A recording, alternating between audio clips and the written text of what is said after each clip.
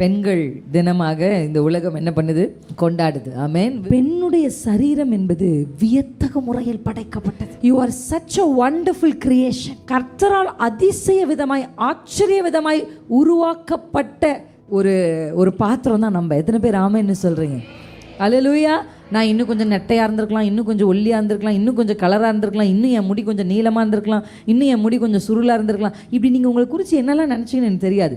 ஆனால் ஆண்டவர் கண் வழியாக உங்களை பார்த்தீங்கன்னா நீங்கள் எவ்வளவு வியத்தக முறையில் கர்த்தர் நம்மை படைத்திருக்கிறார், எவ்வளோ அற்புதமாய் கர்த்தர் நம்மளை படைச்சிருக்கிறார். ஆமென். You have to thank God for your body. உங்கள் சரீரத்துக்காக நீங்கள் கர்த்தருக்கு நன்றி செலுத்தணும்.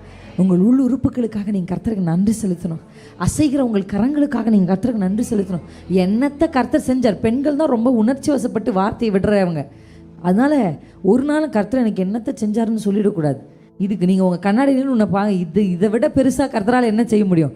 இப்படி ஒரு ப்ராடக்டை ஒரு மனுஷனால் செய்ய முடியுமா? இந்த மேனுஃபேக்சரருக்கு தான் நம்மளை பற்றி நல்லா தெரியும். அதனால் அவங்க என்ன புரிஞ்சுக்கல, இவங்க என்ன புரிஞ்சுக்கல, இவங்க என் சூழ்நிலை புரிஞ்சுக்கல அப்படின்னா அவங்களுக்கு புரியாது. ஏன்னா அவங்க உங்களை படைக்கலை. உங்களை படைத்தவருக்கு உங்களை நன்றாக அறிவார்.